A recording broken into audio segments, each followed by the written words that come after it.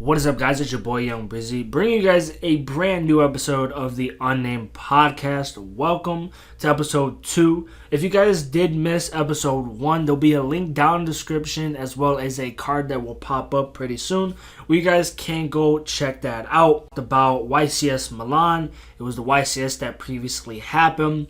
Prank Kids did a very, very good job. Probably didn't use proper English, but regardless, Prank Kids took in a surprise at the event. A lot of people weren't ready. We talk about the current format, the state and game that we're currently in, what's solidified as our, I guess, quote-unquote meta. It's a diverse meta, but people have their opinions in the game. Mine's not always valid, but it's an opinion nonetheless. Then we talked about the OCG ban list. Yes, it doesn't affect us here in the TCG, but it's still a good general idea if you're a big fan of the OCG. So that's what you guys missed. If you guys are new to the podcast, subscribe to the channel where you guys can be updated on future episodes. I'm also thinking about putting this on Google Play, hopefully iMusic, I believe it's called, or just iTunes, and then any other place you guys listen to your daily podcast. Let me know in the comment section down below where you guys would like me to post this. I want to try and get this out there. Obviously, a podcast actually takes some time to build an audience. The first episode and basically the first couple episodes take a while for people to actually grasp some attention. So let's start off what we're going to be talking about today on episode 2, and that is what a year we had in Yu-Gi-Oh! Basically, what a year we've had in Yu-Gi-Oh! We've had a lot of these sets for the past, year that we're currently in that has been game-changing. A lot of decks obviously ended up changing meta, for the meta because of the fact of newer sets power creeping some of the other, cards or decks, whatever. But I'm basically going to be going over each set, cards that were basically popular within those sets that changed the format or the game, and a lot of people complained about. So let's start off with Extreme Forces, going all the way back. I believe it was in February it was released. We had the Mystic Beasts, which were heavily played in pendulums. A lot of people hated it because of the fact, one, they couldn't beat it, as well as the fact that they were able to make a big board of negates with I think it's Cerberus, I could be totally wrong, or Jackal King. I forgot which one it is. That I'm pretty sure both of them do something. That's how long ago they were relevant. But nonetheless, pendulums were heavily played with them. Then you obviously had Mech Knights, another archetype from that set that actually ended up taking place in Invoked. Of course, Invoked can be mixed with almost everything as long as, the fusions are either light, dark, or something that basically allowed, you to have a big monster on board, whatever, mainly Mechaba. But the Invoked Mech Knights took a good amount of tops when they ended up taking off, I guess, when the set ended up getting released. A lot of people had interest in it and felt it was one of the better decks, along with the Mystic Beast and the Pendulums. Then the next card, which didn't really see that much play. Not a lot of people saw it, but they ended up picking up for the future, and that was Hey Trunade. Once this card actually ended up getting released, I was like, yo, we actually have Giant Trunade. A lot of old school players that played back in the day, they were a huge fan of not Hey Trunade, but Giant Trunade, and wanted the card to come back. Felt like it was time. We were in a, how do I want to put it? We're so far in the game where I guess certain cards that are in the ban list we feel wouldn't be as broken as they once were back in the day. But now Hate True Nate is actually seeing some play against backrow decks like I guess you could say Chain Burn, but mainly against Altergeist because of Protocol. I believe you still play what is it called? Imperial Order, etc. Just basically against backrow decks, Paleo, etc. Then the next card from Extreme Forces was, I'm pretty sure, this is the way I say it, Isolde, or however you want to pronounce it. I say it Isolde, whatever. But basically, once this card came out, it made Goki, or any form of Goki deck, viable. Once Goki actually ended up getting released, a lot of people didn't touch it. I was one of the people who was experiencing with it, and people were like, yo, this deck is trash. Once the Soul deck came out and people were experiencing more with the deck, they're like, yo, there's a card that is searchable that is a Monster Reborn, basically, that reborns 2 monsters from 1 card. Obviously, they have to be different levels, but come on now, who does not want a searchable Monster Reborn? That's literally insane. Then, of course, you had Electromite, one of the cards that a lot of people wanted banned because they felt like it was unfair. Of course, it finally ended up getting its reign. I mean, pendulums are still being played with the one Electromite, but it held its own for the time being. So that's it for Extreme Forces. Going on to Flames of Destruction. Now, mind you, I'm going to miss a good amount of these sets because they weren't as impactful, and they were just little janky, I guess you want to say, non-competitive sets. So more or less, this is going to be sets that impacted the game on a competitive level. So going more into Flames of Destruction, you had the first card, Trigate Wizard. Trigate Wizard, at the moment when it came out, I obviously grabbed my copy. I read the card. It was pretty broken. I felt like it was going to be one of those cards that people were going to play because why not? The effect was really good. Of course, once people ended up getting their hands on the next one is the Nightmare Engine. Once that ended up becoming a thing, I read their effects. I was like, instantly, I'm picking these up. These are broken effects. Nightmare Mermaid, being able to pitch a card from your hand to special summon Ibly, use that for link fodder, is insane. You had Unicorn, you had Goblin. You were basically, once it was co-linked or something like that, you were basically able to pitch one random card to get a free normal summon. You didn't really have to rely on Seraphna anymore with the Brilliant Fusion engine and basically run a Garnet. Like, it's insane. Then you obviously had Nightmare Phoenix and Cerberus, but basically, once you were able to make the U-Lock and people were like, yo, we can finally do an extra link, yeah, the game finally changed. People were annoyed. Some people left. Some people adapted with the game, and that's what you have to do with a lot of these sets and the mechanics that Konami ends up, bringing into the game.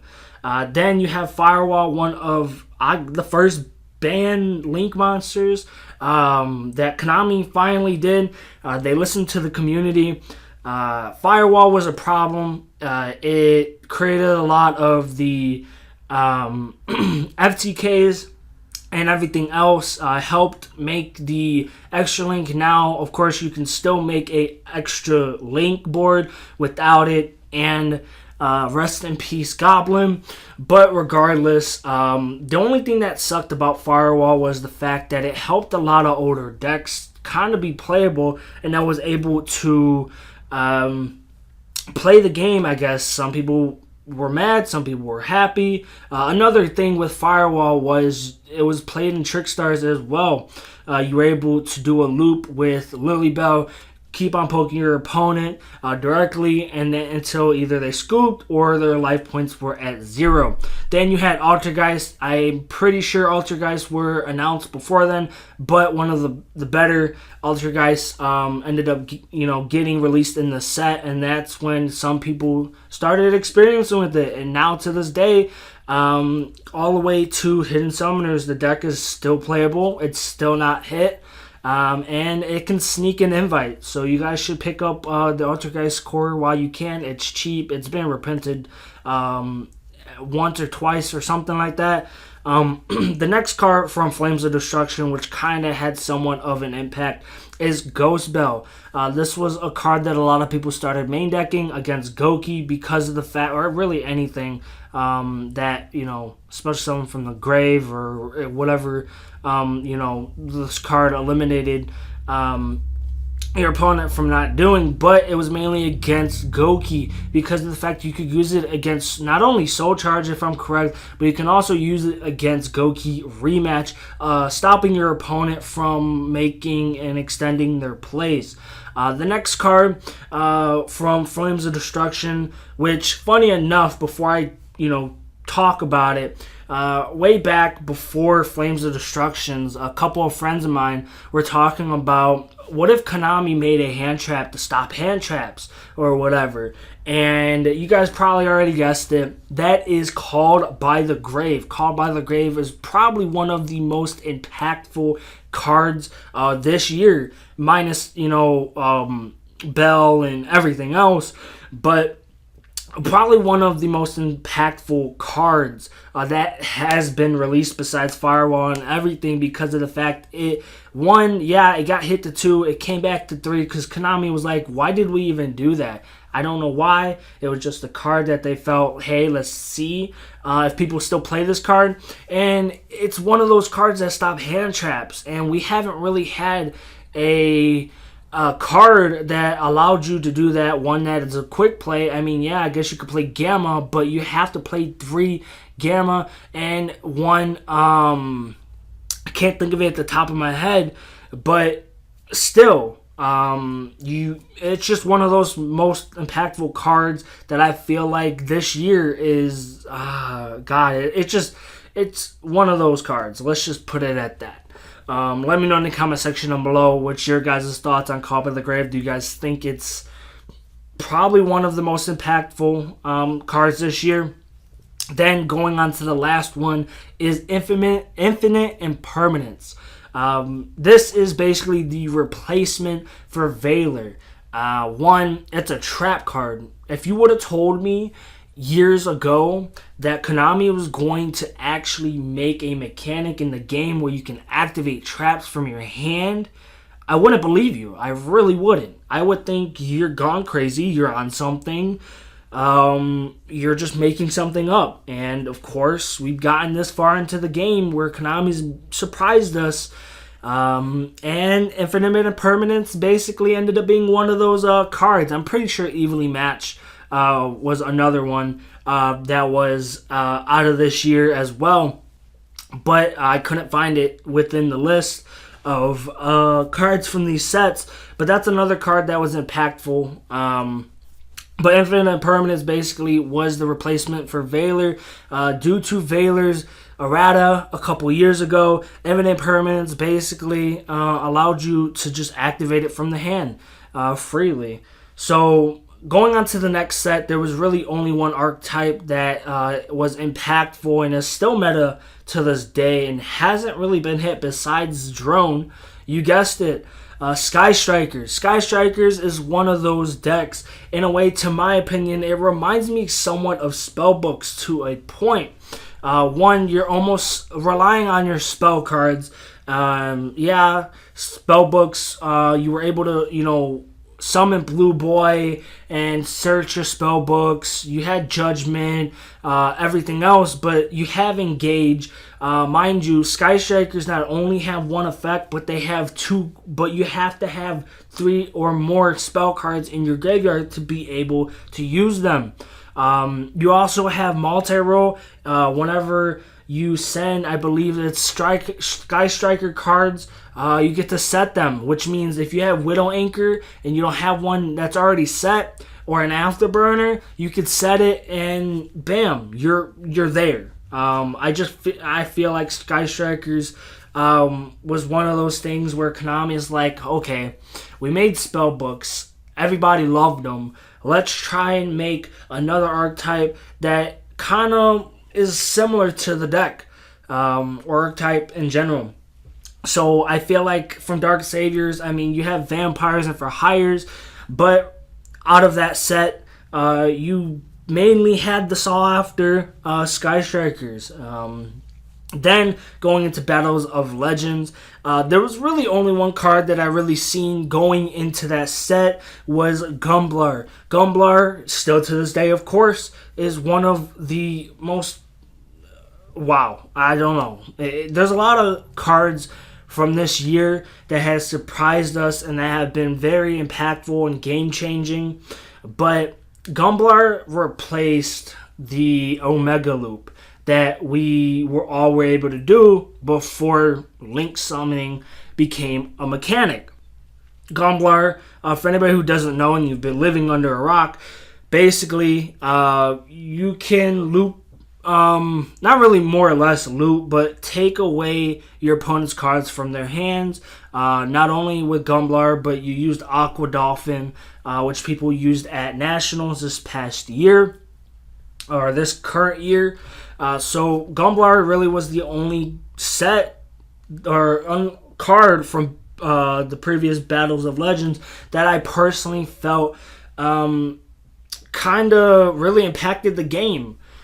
Oh, God. Then you have Cyberkinetic Horizon. I feel like this set could have been, I want to say, one of the hype sets going into this year, but I personally feel like if people weren't able to find out about the Danger FTK, one of these archetypes will still be, I guess, have more shine. They had a couple tops here and there, got a couple invites, but that's about it. You had Cyber Dragons, got more support out of that set, hint the name of the set. You had Crusadia. Crusadia basically was one of those archetypes that I feel like had more potential to stay relevant in the meta if people didn't see Danger FTK. And that's another archetype that came out of the set, which a lot of people were shocked at and loved because of the fact they could still play, and they basically can play their favorite archetype again, and that was Dark World. All the Dark World lovers, shout out to all you guys. Once Dangers came out, and some of them were talked about at Nationals, everybody loved them. Going into the next set, Shadows of Valhalla, really wasn't too much that I seen. One of the sets that was more of a reprint set in general, same with Battles of Legends, but you had the outer entities, and in a way I can see why Konami waited this long to give us these, because I'm pretty sure once we ended up going into those sets, basically, or the last few sets from the last few years, there could have been things that could have abused these. Yes, there's still somewhat here and there relevant, but really I feel like it was too late for Konami to actually end up releasing them. Then going into the current set that, well, not really current set, but the previous set that we ended up getting, which was Soul Fusion. Thunder Dragons, once they were released, and we didn't know what set they were going to be in at the current moment upon release, but I knew that Thunder Dragons were going to be a thing because of the fact Thunder Dragon was one of the favorite cards played in GOAT and Exodia. Still to this day, people love playing GOAT, and they love using Thunder Dragon to search too, and using them for graceful charity fodder. But Thunder Dragons, one of those decks that I guess you want to say once they have their thing, and if you're one of those decks to where there's another archetype that came out of Soul Fusion, which was Orcrust, or I'm pretty sure someone's gonna correct me, but Orcust. Basically, they have a amazing matchup with Thunder Dragon because of the fact that Lingrusu does not target. You send them, it does not destroy. So it has a good matchup with it, but nonetheless, if you're one of those decks that do more than just make a big board and try and sit on it, you easily win over this deck. Then going into more of Soul Fusion, you had more danger support, which leaded more into the FTK and other danger variants of the deck. And then the recent set that we ended up getting, Hidden Summoners, Prank Kids. Like I said previously in the last episode, Prank Kids I felt like was one of those decks. If I didn't mention it, I'm mentioning it now. Was one of those decks where it's one of those archetypes when a new set gets released before an event, people don't see it. Like when Necros was a thing, and that set ended up becoming a thing. People ended up buying them because they knew they were going to be good, and they were cards of previous, from previous archetypes that were good. You had Trish, you had Brionic. Those are two cards that I just mentioned, at the top of my head, that were good in even past formats. But regardless, I feel like once there is a certain archetype that someone studies and plays and everything else flies under the radar, and that is good, people don't see it coming. And that's what basically almost wins events to a point. It's a surprise factor. The guy took the guts, a couple people, and bam, Prank Kids. I'm not saying the deck's bad, but it's in my opinion, it's underrated. But that's basically it. If there's anything that I had missed from this year, let me know in the comment section down below. I'm pretty sure there's a bunch that came from the set, but these are ones to my knowledge from when Extreme Forces came out all the way to Hidden Summoners. Now, one topic that I kind of want to talk about, which will lead into episode 3, is 2019. We have a ban list that we're quote-unquote supposed to get by the beginning of the year, January, if I'm correct. It might end up coming out the week of my regional, but we might end up getting it before then. Who knows? But let me know in the comment section down below what you guys think might end up happening if we get a ban list before January 6th or on January 6th, whichever. Basically, who knows? We could be playing a new format come YCS Chicago. Leading into that as well, Savage Strike comes out at least a day or two before YCS Chicago. I'm going to be talking about, hopefully with one of my friends. If not, I'll be going solo. Just like the previous episode, on episode 1, we're going to be talking about Savage Strike and cards that either people are going to hit or miss and possibly tech in for certain archetypes because of the fact we have the time roll, which is another thing that goes into the year of Yu-Gi-Oh! We had the time rolls, which, who knows, Konami could end up scrapping it altogether. Going into 2019, we also have the 3v3. One thing I want to see Konami possibly do is do more with the teams. Also with Yugioh. You guys can go check my homie Innovation Yugioh's video. He talked about what he wants to see in 2019.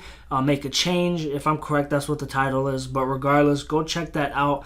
Link will be down in the description as well, or card posted. With that being said, I hope you guys did enjoy episode 2 of the UnNamed podcast. If you guys felt like I missed anything out of what a year of Yu-Gi-Oh! For the sets and cards that I could have missed from these sets, let me know in the comment section down below. I'll be gladly appreciated to respond to you guys. You guys know I always respond. And with that being said, if you guys enjoyed the podcast, like, subscribe, and comment. And as always, it's your boy Young Breezy, and I'm out. Deuces. Deuces.